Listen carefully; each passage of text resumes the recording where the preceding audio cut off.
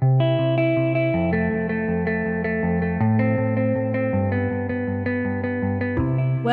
to the Microdosing for Healing podcast. I'm your host, Casey Garrett, and together we'll be discovering and learning from inspiring voices of healers, medicine keepers, and visionaries.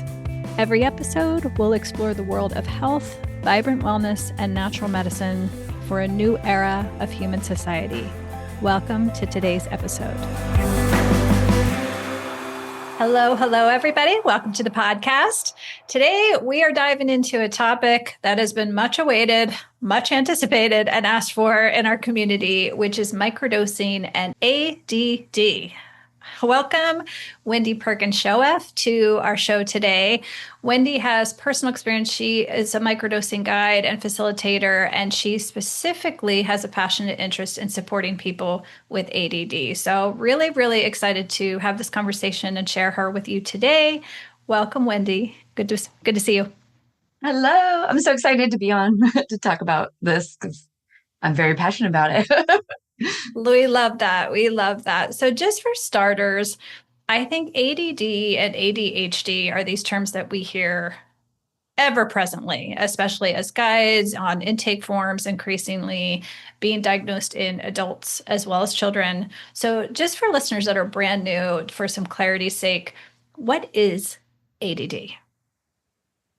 So it's a classification of symptoms. At the end of the day, that's really what it is. And I'm not a licensed psychologist, psychiatrist. I'm not, or a therapist, by choice. That was very specific on not wanting to go that route.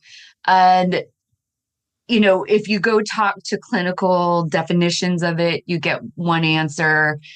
And even within that, it starts getting very tricky to because people want to try to kind of get to the cause, because ADHD is not a cause. Like ADHD is not a disease. It is not anything. It is symptoms. And what I explain it as symptoms of a dysregulated nervous system.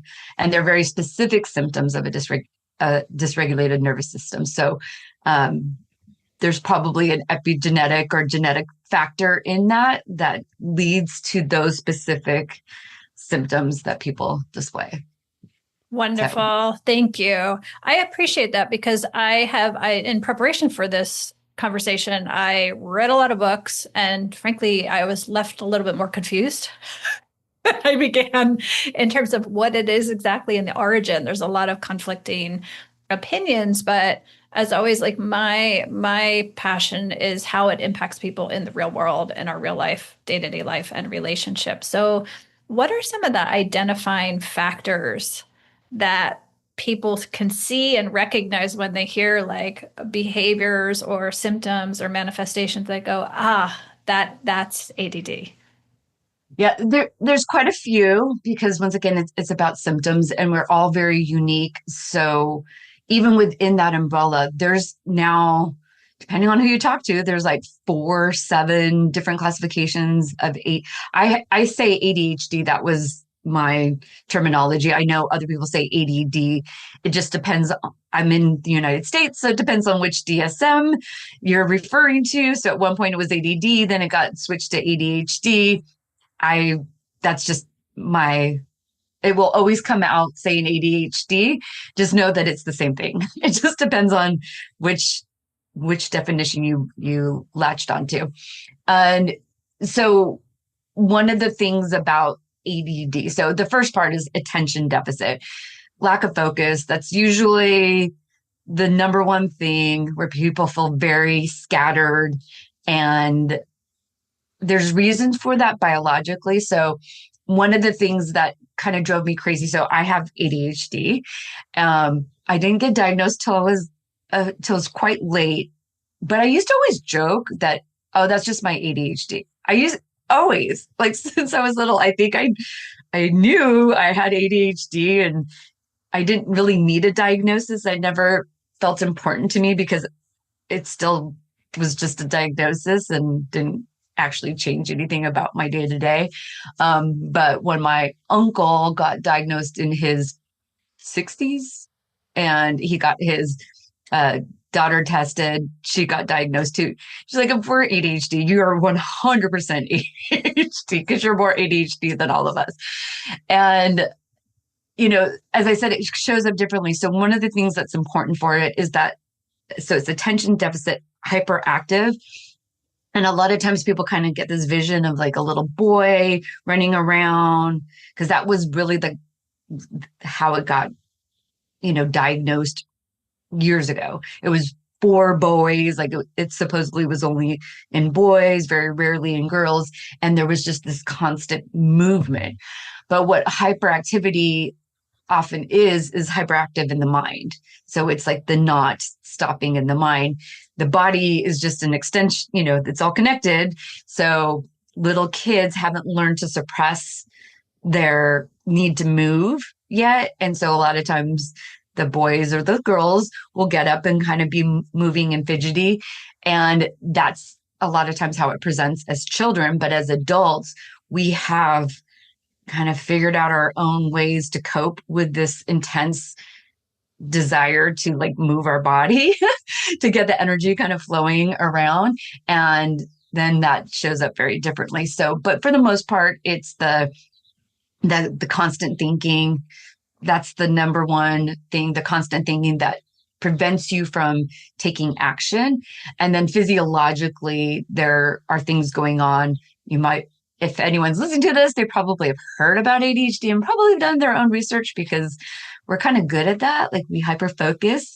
So that hyperactivity part actually allows us to hyperfocus. So when we get really interested in something, like the whole world can disappear and we can go down a very deep rabbit hole and lose track of everything in our life. And that's very symptomatic of the whole process. And that has to do with multiple things. I'm like, I don't know how far I want to go. You want me to go into like the science part of it, but I can go deep into the science and the reasons why those symptoms are.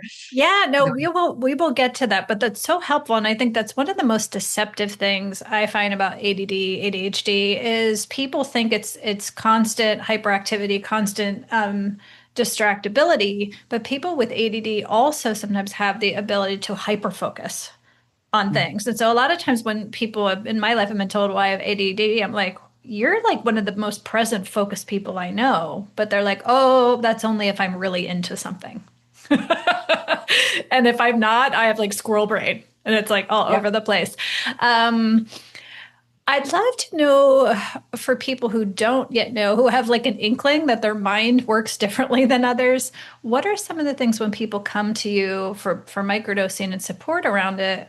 What are the symptoms that they're bumping up against you that are kind of creating the most friction in their life that they're trying to solve for or support? It's a combination of two things that,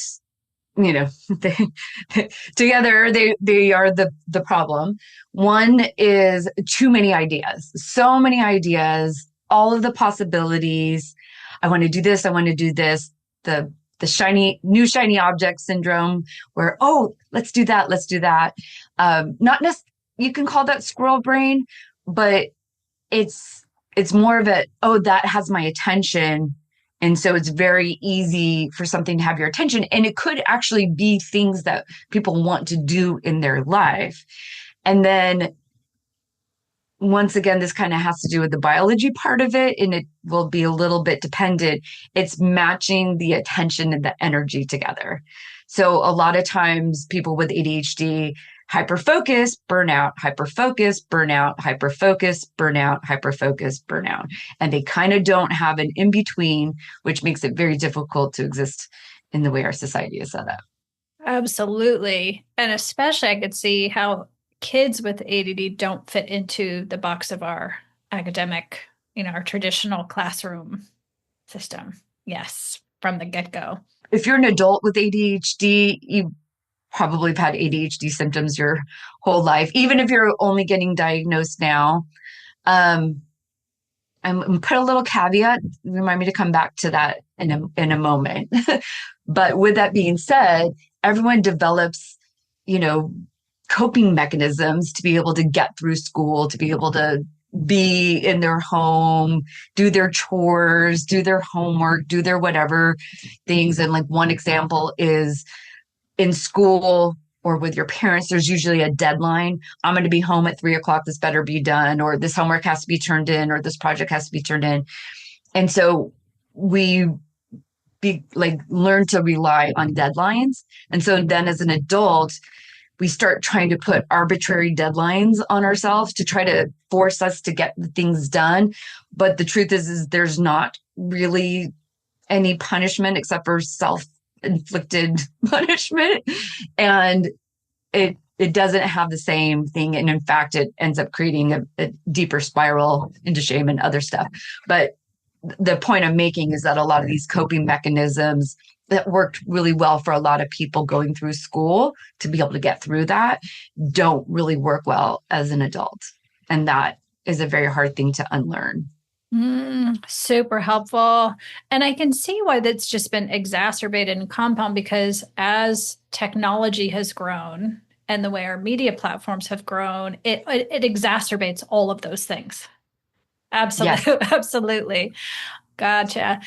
Let's dive into the science. Yeah, the science behind like what is actually going on in the ADD mind. Okay. So like we're going to start with little basic part. So everything that I have found. So I'm a really avid researcher, as many people with ADHD are. Just a little side note, I have a son with a brain injury that has very much informed a lot of where I have put my focus on. So I've learned a lot about the nervous system and the brain and behavior because he can't communicate the way other people can. So I have to go a lot off of biology and not necessarily someone's interpretation of the experience, because I can't even have a discussion with him. So I started realizing there's a clear separation between biology and behavior. So with that being said, when we're talking about the science, I'm usually talking about biology and less about behavior, because behavior is more coping mechanisms for the biology. Okay. So basically there are two states and everything is dependent on that. You're either awake or asleep. You're either stressed or you're not. And depending on how much energy you've got and your past experiences, that will dictate the behavior. But the biology is kind of dependent on those two things. And that stress part is a really important part of the equation for ADHD. And why I say ADHD is a symptom of a dysregulated nervous system, because cortisol, which is the stress hormone, so cortisol is what helps you take action and handle stress in your life. The precursor to that is something called pregnenolone, and it's also the precursor to dopamine. And I mean, not dopamine, progesterone. And progesterone is required for the production of dopamine. And so if you're spending your resources to deal with stress, you don't have resources, say, for your hormones and balancing your hormones and making enough dopamine. And that's where the genetic part kind of comes into play. And the epigenetics is where your body conserves the energy that was used to handle the stress. In different people, it's going to be different. So, but if you have ADHD symptoms, it's because your body is probably reducing progesterone levels in order to accommodate the stress. Well, I mean, that just happens. And then the lack of dopamine. And then there's 4 different pathways for dopamine. And so one of the pathways is something called towards the central executive network. So that's the executive functioning. So things like we can plan, but we can't do tasks. So like actually taking action on a task, that's part of that network that relies on dopamine. So if you're under a lot of stress, then you're going to have lower dopamine, which is going to make it harder to stay on task, which is probably going to create stress. And then you end up in this kind of loop. And that is a part of it. And then the other part of it, the cortisol part, if you're constantly under stress, it's also going to affect something called norepinephrine. You might have heard of like EpiPen. So like if someone's having an anaphylactic attack, they get an EpiPen, basically is making the body do all the protective mechanisms when you're under a lot of stress. And so when you are under stress, your body's like, okay, we got to take care of everything. And so it's kind of super activated, but then you're supposed to come down to imbalance and not be so stressed. And then it can repair and, maintenance. But if you're just constantly under stress, you're just lowering the amount of norepinephrine and dopamine. So depending on how people present with their ADHD, you can kind of tell, based on the act. So then the behavior, you can kind of trace it back to the biology and be like, oh, okay, they're low on dopamine and norepinephrine, or they're really low on their dopamine seems to be okay, but their norepinephrine is low, or vice versa. Yeah, super, super helpful. The more I learn and take in, the more I can see people in my life, and you guys probably too listening can go, oh, about some of the people. I remember at my studios, we had a big team and it was very diverse and we were all in close quarters working together. And I remember my manager and me learned more about ADD because we had several staff members. We just couldn't make sense of why they were responding the way they were responding. And one of the things that we learned was very, very helpful is we would ask we would leave an open-ended task and it would never get done. And we were like, why is it not getting done? Or if we would ask an open-ended question, we wouldn't get a response. And we were like, why are they not responding? And so we learned that everything shifted when we instead asked a yes or no question, where there was not a lot of nuance left, right? It was just clear. It was a yes or no, and we just had to reframe it. We had to reframe tasks with a deadline, right? So it's almost kind of putting a container on someone's very expansive mind. It was very helpful. Yes, yes. Before we get into microdosing, which I'm super excited to dive into, traditionally in the Western model, when someone is diagnosed with ADD, what are the typical remedies, prescription medications? How do they work, and are they typically effective? Okay, so most will go with increasing the amount of dopamine in the body. Some will also increase norepinephrine. So remember, I said those two are tied together. As I said, I'm not a psychologist or psychiatrist or anyone who prescribes. Our disclaimers have been made. Our disclaimers are made. Yes. So I know that there's reasons. I also why they prescribe, but a lot of time, like with all of this, remember the ADHD is a classification of symptoms. So it's someone self-reporting their symptoms. And I learned this also. So for those who don't know, I also I'm an orgasm and neuropleasure coach, which leads a lot into me understanding all of this as well. And it's tied to that. People don't necessarily really know what's going on inside their bodies and inside their minds. And so when you're asking someone to tell them what is happening, they may just be like, everything's fine. Everything's fine. And not actually getting the right answer because they've gotten so used to kind of dissociating from certain aspects of their life. So with the medication, ideally it's helping people increase dopamine and norepinephrine if they're low on dopamine and norepinephrine. The issue is that, so I'm not anti-medicine. Obviously I'm here talking about microdosing. So, that I probably have an alternative way of thinking. So, but I do want to make this clear because this is one of the hardest parts. When you don't have dopamine, and norepinephrine, you can't take action in your life. Like that, those two things are required to put your life in order. So when you're on medication, there's different ways, different mechanisms of action. Either they increase the production or they kind of keep it around longer once it's in your system. So, that's that side of it. But either way, it's not getting to the reason why it's low in the first place. And those reasons are still there. And when you're on medication that is hiding those reasons, oftentimes the reasons get worse and worse. So the amounts that your body can naturally produce are getting lower and lower when you're on medication. And because you're on the medication, you don't know that. And so then if you go off the medication, it is super difficult.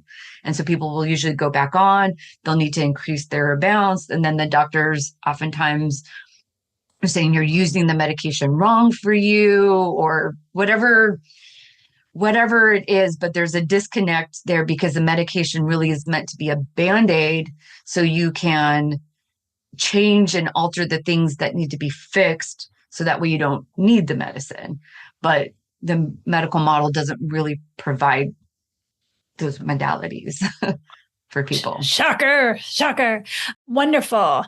One of the things, so I don't specifically work with ADD, ADHD, but we have a large community. So a lot of people in there have come in with diagnoses of ADHD. And when people ask me, well, how does it go with microdosing? And the biggest thing, the most consistent thing I have seen is people eventually say to me, I went 3 weeks without my ADD medication. And it was almost like it was an afterthought. Like it just kind of happened. It wasn't intentional. It was largely effortless that they just noticed they didn't need it as much. So I'm excited to dive in and talk specifically when people are coming to you with ADD to work on ADD with microdosing. Just to open up the basics, how do people usually present it to you? Like what's going on in their life that they're like, okay, I'm not getting what I need from my Western meds, maybe what's bringing them to microdosing? So, they heard about it. Most everyone who works with me wants to get off their medication for whatever. There's many different reasons why, but one of the things about ADHD symptoms is that, remember, it's the cortisol dopamine issue that's going on. And dopamine, remember I said there's 4 different pathways. There's also a lot of comorbidities that come along with having ADHD because it's not ADHD isn't the cause, it's the symptom of something that's wrong in your system. And so whether a lot of times they're on multiple medications, one for anxiety, one for, depression, and one for their ADHD. And so they have a lot of things that are going on. And if your body is not making enough serotonin, then that's an indication that something is not right in your body. If your body is not making enough dopamine, that's an indication that something is not right in your body. And so with that, when they get on medicines, they often find, hey, a lot of other health issues are happening. And so that's usually why a lot of people come to me.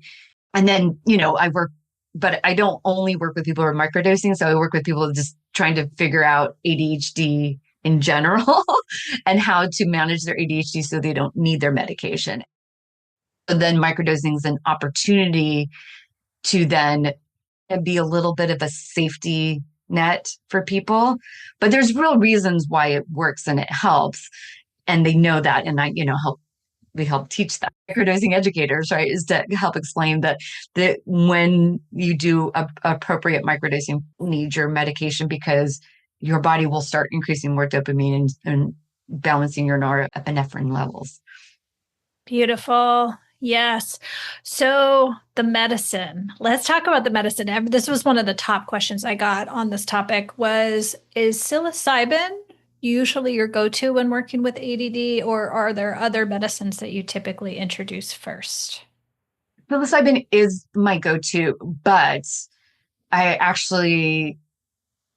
do introduce something else first, which is, I usually start with Amanita first because remember the cortisol, and you're having issues with cortisol, you're probably having issues with sleep. And Amanita is a beautiful medicine that really helps with the GABA. It binds with GABA, so that's your sleep kind of slowed down. It's not sleep medication. So that's one thing I do want to make clear, like whether it's microdosing, psilocybin or Amanita or LSD or any of the things, it's not that medical model that we're used to, where there's going to be a big whoosh in your face. If you're ingesting Amanita and you're falling asleep and you're getting really tired, it's not because Amanita is a sleep medicine. It's because your body's exhausted. And Yep. so that's one of the, because it actually, Amanita, when you're actually pretty baseline, Amanita actually can be very activating for people. Once you get to baseline, it's because then it kind of quells the stress, and then you're like, I can do things now because now your body's finally at baseline instead of stressed and overwhelmed. So because it's also subtle medicine, it takes a little bit longer, but especially like with Amanita, like what you said, I love the conversations after when people are on it and we do the check-in. And they're like, I didn't really notice anything. And then I'll start asking them questions about the things that I know they're struggling with. Oh, yeah. Oh, I remember to take my supplements, and I remember to drink water, and I remember to eat oh, I guess it is working. Right? It's like all those little tasks that usually people with ADHD struggle with. It's like, oh, well, dang, this is actually working. Now, that's why I start with Amanita. It's my favorite for that, because if you can get remember, sleep or awake, stressed or not, everything depends on that. And so Amanita really helps with both the stress and the sleep. And it is a beautiful beginning to start developing a microdosing practice. Because for me, microdosing is about developing a relationship with a substance. And when you're taking low, Amanita is a hallucinogenic at high amounts. It's not a psychedelic, it's a hallucinogenic, or delirium specifically. And so, but it's at high amounts. And so when at low amounts, it's like drinking chamomile tea, or, having a lavender scented thing to help you relax. Like it's going to be very gentle and subtle. So, people kind of learn how to create relationship better with a medicine that way. Whereas I find with psilocybin, people are just wanting something to happen because they're magic mushrooms.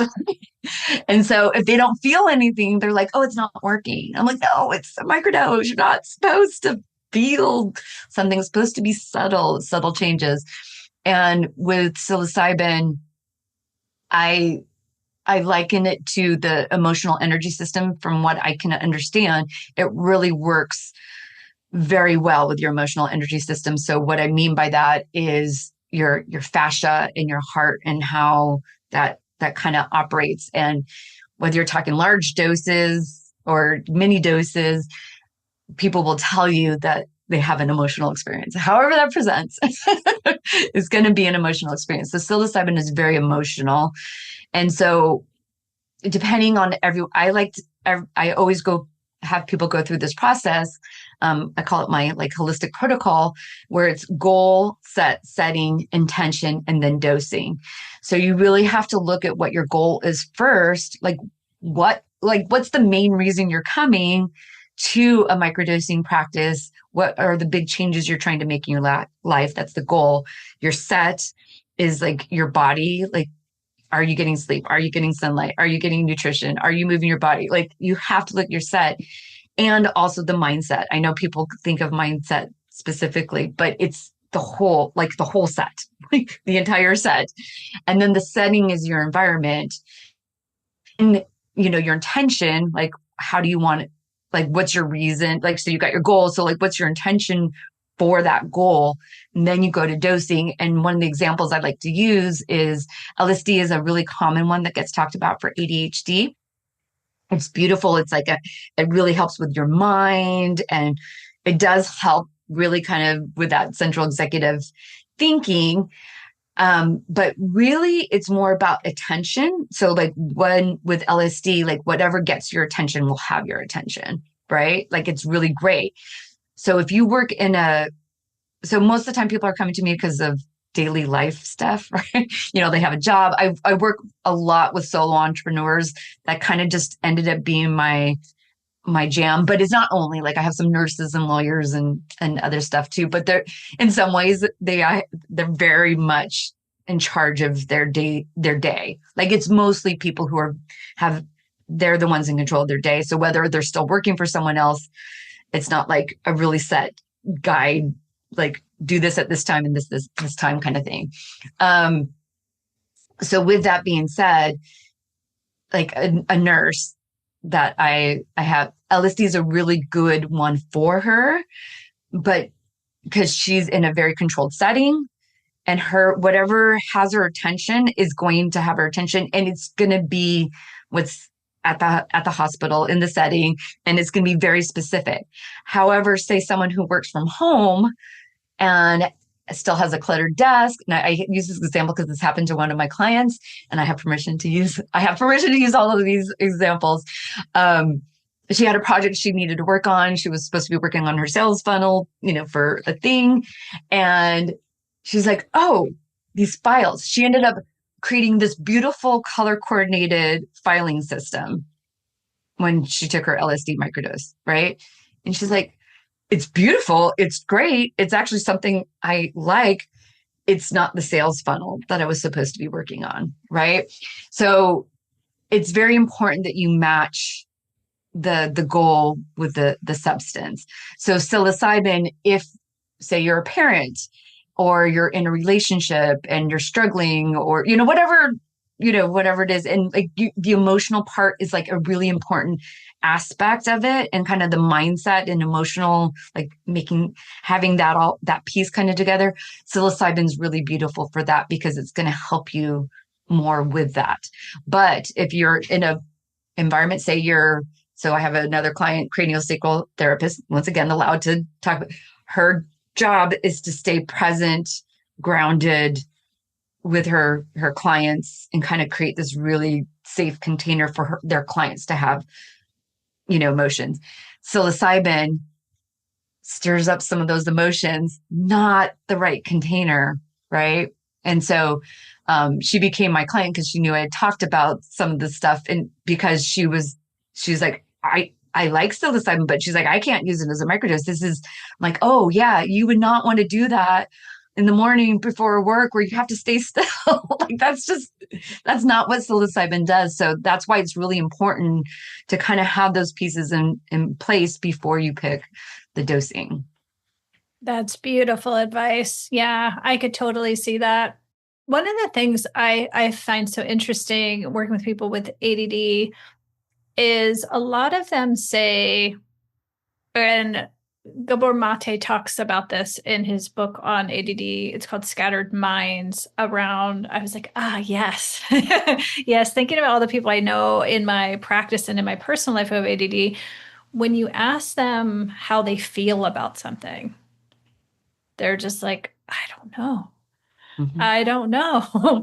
And one of the magical qualities of psilocybin, it really reconnects you to your emotional body. And so for the first time, people can connect how they feel with intellectually and verbalize how they feel with how they're feeling.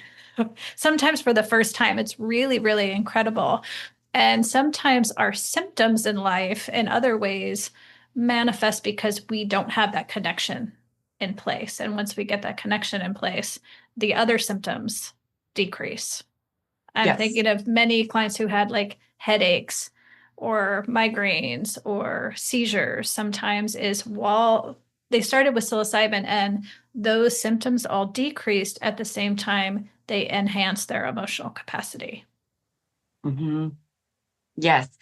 I will say, like, for procrastination, because it's like that's a big term around the ADHD, right? Yes. Procrastination. Yes. So whether it's productive or not, it doesn't matter. Right. That I find that there's kind of only 3 reasons why people procrastinate. I mean, one, you physically don't have the energy.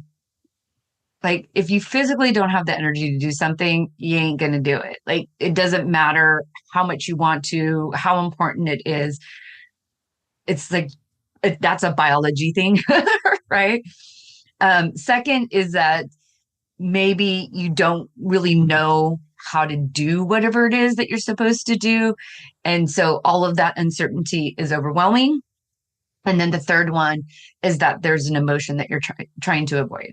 And so once again, goal setting, intention, right? Like what's going on here? Because the goal could be the project, but you're set, the energy, right? What I was saying, like if you don't have that energy in there, like that's needs to be addressed. The setting, right? So maybe the circumstances, like what's going on. And then also with the mindset part, like, is there an emotion that you're trying to avoid? And do you have the skills to be able to work through that emotion? Amazing. Beautiful. Let's dive into protocols for ADD. So when you have someone who's presenting ADD, let's start with psilocybin. Mhm. Our fave. Do you recommend dosing differently in terms of the amount and the protocols differently if you're working with someone with ADD? Yeah. So once again, goal setting, because right. So if you notice most of those examples, it would not make sense to take the psilocybin in the morning based off of the emotion. So what I find for especially with ADHD, once again, like my clients are ADHD, so I don't really, I mean, I have a few here and there. I think they're also a little ADHD, but they don't have like they don't necessarily identify as ADHD, but they definitely have some presentation of ADHD. They're on the spectrum of, yes. Yeah, exactly. So, um, with the psilocybin, I always pair it with an embodiment practice because, because it goes through your emotions. So if you're taking psilocybin and you don't have time to do an embodiment practice, you can take it in the morning if that's how your morning presents for you. And I always have them pair it with a mindset. So it's embodiment and mindset. And what I found is that this is a really good thing to do in the evening, not necessarily at night right before bed, because sometimes psilocybin can be a little activating. But if it's a true microdose, it's not. So I just want to say that, like, if you take microdosing, you can't of psilocybin and you're not going to sleep, you're either preventing feeling an emotion, right? Because that's what it's trying to do is help you feel your emotions, and you're probably fighting it, and or your dose is too high, because a microdose, you should be able to go about your day. I like to call it a metabolic nudge. Like it's a nudge. It's not a push, right? So it's just helping you kind of nudge in the direction that's where intention comes into play. You want your intention to set the direction, right? And then the nudge to help you go in that direction. So for ADHD, what I found consistently across the board with everybody for psilocybin is to do it in the evening or afternoon, unless of course your day allows you to do this. So this could also be done on the weekend. So sometimes people do this on the weekend. But you take your microdose, you go for a walk around your block, hike, whatever, somehow dance in your living room, whatever, just some kind of get your body moving. So that way you get really comfortable in your body. And then you do like a mindset thing, whether it be a guided meditation or journaling with prompts, just something to really kind of get your mind on whatever your goal is, right? There's a goal there. You kind of know what you're working on, kind of do the right activity to help shift the things that ideally you've identified this, you've done the pre-prep work, you've identified all this stuff. So you know what it is you want to work on. And then you kind of, okay, what are the things that are going to work for my life? The kind of activities that I like to do, and then kind of create your protocol around your life. And then the reason why you do that also in the evening, what I prefer in the evening, because then when you go to sleep, your brain's still actively working on it. So your brain's still actively working on thinking about things in a different way. And when you wake up, there's a known kind of the second day, like Fadiman calls it the second day effect. So the neuroplasticity window is kind of open, and you're kind of like neuroplasticity happens like with the microdose, but there's like this window before you kind of go back to your rigid weight. Like we call it rigid ways, right? Your rigid ways of thinking, your previous ways of thinking. There's this little window where those new ways of thinking, they haven't necessarily solidified, but you can then practice them the next day. So now you've had all this time while you sleep to kind of have this new way of thinking. Your brain's still thinking on, then you wake up and you're kind of still thinking about it because it's the last thing you did before you went to sleep. And so now you have just like a longer chance to really kind of anchor in new ways of thinking and feeling about things. Interesting. So interesting. Do you find that people with ADHD need a higher dose, lower dose than most people, or is it irrelevant? Um, I find that people who say they need a higher dose, it's because they're trying to feel something. Mm. And Hmm. so they want to feel something like, right. And remember, it's more like tea. Hmm. It's, it's not, it's not a cup of coffee. Like they want a cup of coffee instead of a cup of tea. Right. And there's a difference between a cup of coffee and a cup of tea. And so, I find that once people, that's why I like starting with the Amanita, is because it teaches them to not need to feel something, like to get kind of they're looking more for a push instead of a nudge. And so once they kind of anchor into that, then they're fine with a lower dose. Perfect. Okay. And then what dose is typical if you have a typical? I do have a typical there. I'm not a supplier, but you know, this is like when people choose to do this. I, you know, I find out like who they're getting it from, and um, ideally, the people know what the strain is, Mhm. right? They know what the strain is, and they're doing large batches. Like I have a whole, like I tell people, like if you're going to do like whole mushroom, I like people to start with whole mushroom and not products that are packaged like Amanita by itself, psilocybin by itself, because you don't know if it's something else in the mix that's having the effect on you. Whatever it is, good or bad. Like you're not developing a relationship when you're with one single substance, when you're always mixing it with stuff.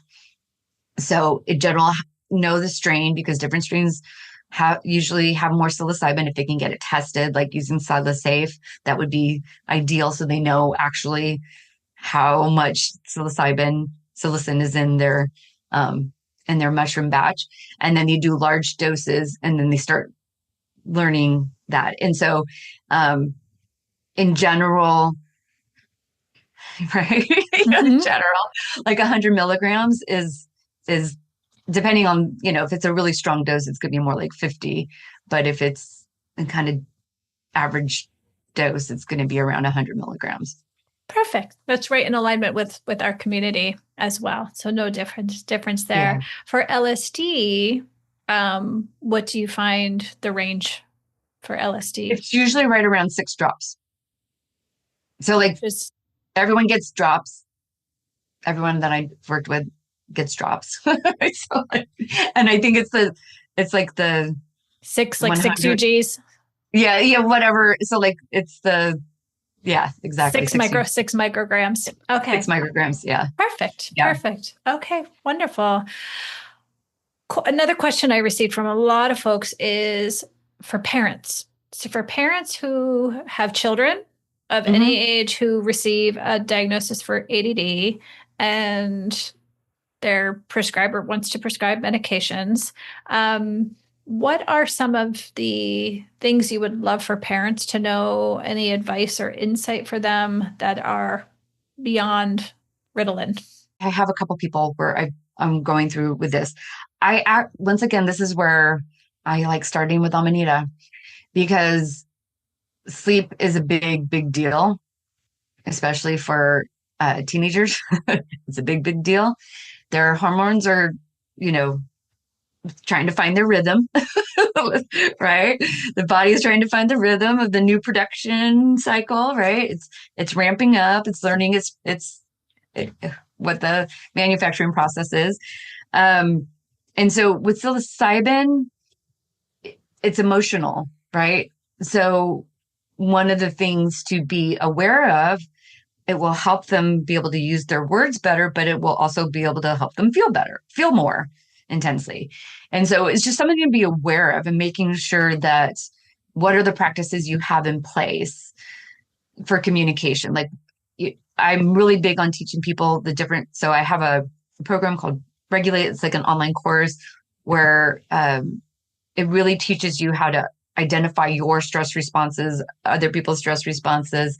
But to start with, you understand the difference between needs and wants. And this one skill, just really understand the difference between needs and wants. If you can kind of anchor that in and have that way of communicating, then the substances come into play. But and they're really beneficial. But the amanita can start without, for the psilocybin, I think it's really important to have the communication skills in place. With the amanita, that is less determinate. I'm also a huge fan of Blue Lotus. So Blue Lotus for ADHD is beautiful. Same with Red Lotus, Pink Lotus too, but those are those. I mean, Blue Lotus can be like psychoactive in like larger doses, right? So some people may know about it from the psychedelic space because you can take a large amount and if you drop it into a meditation state, you'll definitely get some closed eye. You can get some closed eye visuals and stuff. But as a tea, as a gentle tea, it's a beautiful complementary thing for ADHD because it works on dopamine. Yeah. So it works on both. It actually is an SDNR. So it works on serotonin, dopamine, norepinephrine. Wonderful. Wonderful. Thank you. Another question I received from a lot of people is, what's the status of research? Has there been any research done on psilocybin and ADD yet? There is less. I don't remember actually coming across psilocybin and ADHD. There's some on with LSD, but they used a low dose, not a microdose. And so for those who are unaware, who are maybe listening to this, right? Mm-hmm. A microdose, the term is people say subperceptual. The term really is subthreshold. So if you think about a psychedelic experience where things are definitely happening, like being at the doorway, and that's the threshold when you're at the door. So like on this side of the doorway, things are definitely happening. And when you're on this side, things are not. And as you approach the threshold of the doorway, you can see what's happening. So you're starting to notice things and feel things, remember? So a lot of times people kind of want to go towards that feeling something. But in particular with LSD, it can be very destabilizing and anxiolytic, meaning causing anxiety. And if you find or microdose, like that's why it's usually around 6 micrograms. And I have a client who's only 3. Above 3, it gets difficult. So I think it's because our mind, because the LSD has a tendency to be more mind, right? I personally think it's because our minds are already kind of going, and because it will help with the intention part, like whatever has your attention, but we can be like, oh my God, I've got this idea. And if your life isn't really focused to begin with and got the containers around it, that can be a little destabilizing. Excellent. In terms of beyond microdosing, are there any things in terms of diet, nutrition, specific foods, lifestyle that are really nurturing to folks with ADHD? So I'm a big fan of learning different herbs. Right. Yeah. So I'm sure you know that. I'm not an herbologist. Like I'm an ADHD person. I got my fingers in all kinds of baskets, right? But I hyperfocus. So like, I definitely have hyperfocused on some herbs, but not forever because I've got ADHD. So my mind went into a different direction. But like, say, for example, you really struggle with anxiety. Kava is really beautiful for that. So are the warts. So like mugwort and motherwort, those are really good for anxiety. There are tons of natural MAOIs. So if you're more like because remember with ADHD, there's usually also a diagnosis of anxiety and also a diagnosis of depression and also a diagnosis, right? Like it's very rare that someone with ADHD only has ADHD. So there's a lot of MAOIs. So you can have a diet that's really high in MAOIs. So MAOIs, monoamine oxidase inhibitor. So if you've heard of ayahuasca, right? So if you combine an MAOI with something that helps keep the DMT around, but it helps keep the serotonin. So people who are on SSRIs, a lot of times there are contraindications with certain psychedelics, especially if there's an MAOI. So this is something that people may have heard about. But you can have a diet that's full of MAOIs. So you feel less depressed. And so you can really change, especially the depression side through the MAOIs. For the anxiety part, I find that it's more of the kind of the maybe unknown supplements, for that. And even for the focus part too, there's a lot of like mushroom, adaptogens and mushrooms that are out there that really can help with a lot. There's so much out there. Like nature is the best pharmacy. I mean, even like right now when we're talking about psychedelics in general, yes, there's LSD as a molecule, but that did come from nature, like it's still nature. Even SSRIs, even medication is still nature. It's just been changed. But if you want to, I like microdosing because it's more subtle. You can also try something, see if it works. And then if it doesn't work, there's always something else to try, right? Like and then as you start developing these relationships with the different substances and the plants, you don't need them as much because, like if you're in a deficit, you're helping to get yourself out of, like you need more to pull yourself out of a deficit. But once you're stable, you don't need it. So like one of the things with microdosing, as you get more stable, it's intuitive, it's as needed. And it's not necessarily a protocol. I do start people with protocols so you can help get out of a deficit, But then maybe you need to repeat a protocol because you can still feel it. But I find most people, like the people who've been working with me now for years, they're like, oh yeah, they know, like, oh yeah, I kind of need, maybe this weekend I'll do like maybe a mini dose, right? Instead of a microdose, be like, I kind of let myself go too far. But the ones who stick with like just once a week psilocybin protocol, that nighttime kind of ritual, they're like gold. Amazing. Not surprised. Yeah. Yeah. Beautiful. Beautiful. As someone with ADD, and speaking on behalf of your clients, perhaps, what would you love for people to know, like people that you're interacting with in the world and relationships and contexts that will help support you and understand you? I think the biggest thing, it starts with you first, is developing compassion for yourself, because this is the needs versus wants kind of conversation. So wants is when you want other people to do, want is outside of yourself, and needs are very internal. And as you start learning how to address your own needs, it's less about how people act in the world. And so like right then, I was like, okay, I really did not hear, like I heard the first part of it and then my brain just went somewhere, like for a moment, not sure why. I kind of do, like my brain, like you said a word and made me think of something, and then I lost what you were saying, and I could have just kind of faked it, right?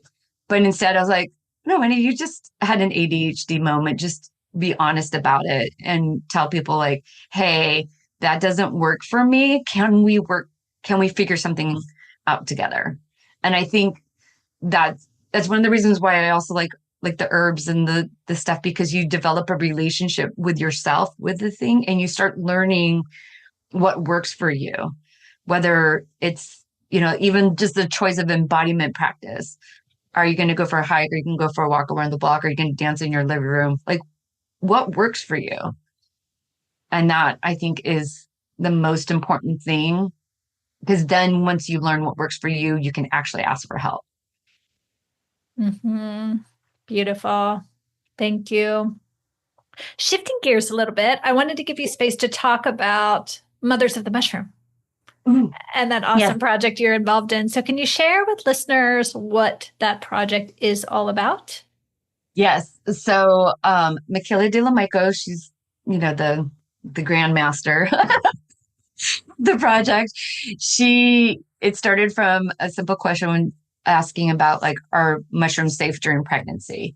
And she's more in the macrodosing world, she's not anti-microdosing, just like I'm not anti-macrodosing. She's indigenous. And so she knew from an elder, like she got wisdom from an indigenous elder about it. And she decided to put together a survey asking people, mothers, that what what has been your relationship with mushrooms, basically, right? So it's a survey that over 400 mothers responded to that have ingested mushroom in some form or another at different phases of their life. And we compiled all of that. So she was asking for help one day on Clubhouse. And she's like, hey, does anyone know how to like build websites? Or right, she was asking for a website. And so I didn't wake up one day being an orgasm coach. I used to build websites prior to that. And that's why I also do the business coaching, because back in the day, website builders did all of it for businesses. Like now people go to like a social media person and a different person, but we were all of it You back in were the day. it. Yeah. Yeah, exactly. We were the tech person. Like you had your tech person. So with that, I was like, ooh, that means I can look at the research. And that's why I got on the project, because I just wanted to go into the research. And when you mentioned the ADHD research with psilocybin, I was like, I think the only thing I really know is Microdosing Institute has started with some stuff and us. So it's only been citizen science. There might be some more things, but like I'm pretty sure it's only citizen science research. And it wasn't that we asked specifically about ADD or ADHD in the survey, but in the responses, people talked about it. And so I was like, oh, wow, this like, it's as the person, one of the two people who like literally read through it. So my job was to get the data and make it presentable. Right. Um, I read through, over 400 mothers' responses, multiple questions, and they're very qualitative versus quantitative, meaning very open-ended questions there. So, and I read through them many, many times to be able to start pulling up. That's part of the process. And you just start to see this picture of how beneficial the mushrooms actually are. So, and then in putting it together, I'd already been in the space anyway, and really pulling the research together. And psilocybin mushrooms are super crazy safe. Like Mm-hmm. they're insanely safe. And the biggest thing, the problems we saw, like there were some, issues, lack of support, stigma, and like legal. Like it literally boils down to those three things. Because if someone had the right support, they would be able to find the right dose for them to use. Like, so it was always a dosing issue. Like, oh, it was too activating, it was hard to parent when you're feeling emotional. Remember goal setting, right? Um, if they had support, I know, like those of us in the space, we know, like with the right support and helping you get your protocol right, you don't have those same issues. So of all the issues I saw that were physical in nature, they were all a dosing issue, right? And then the legal and the stigma, that's societal. So nothing else. That was it. Not surprised. Beautiful. And let this, all of you listening who are in the field, who are guiding, who are like, what about this and the research in this and the research in this? Like some of us, it's going to come down to us doing it. So if you have a strong passion about a specific demographic or area of research, yeah, I think is just putting together our own studies and surveys and qualitative results. And you start to really see patterns in people. It's remarkable. Yeah.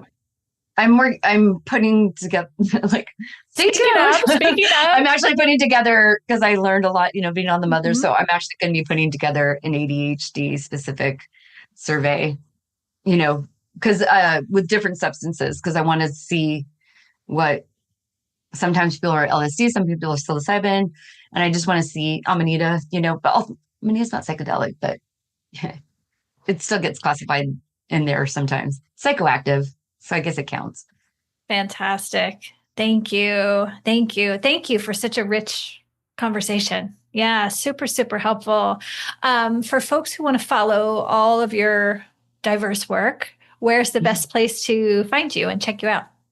TheSuccessDoula.com. That's where I do especially the microdosing support. I have a program called, I have a course on microdosing, and I have Unstuckable, which is, there's a DIY version, and then there's the live coaching support version.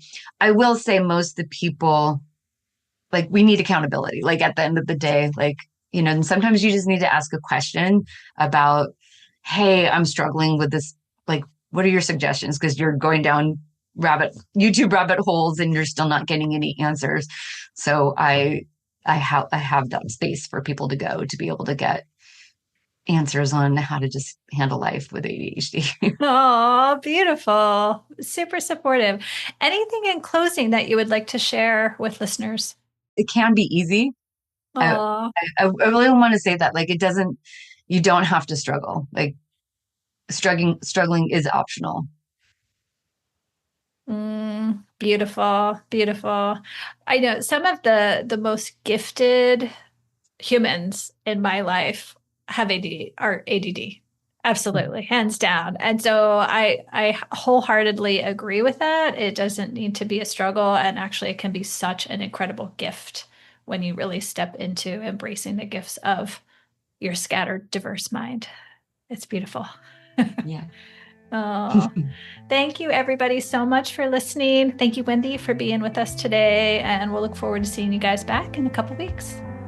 Thank you. Thank you for listening to the Microdosing for Healing podcast. Ready to take the next step? Please visit us online at microdosingforhealing.com. There you'll find lots of information about our global community, professional training programs, and upcoming immersions. See you there.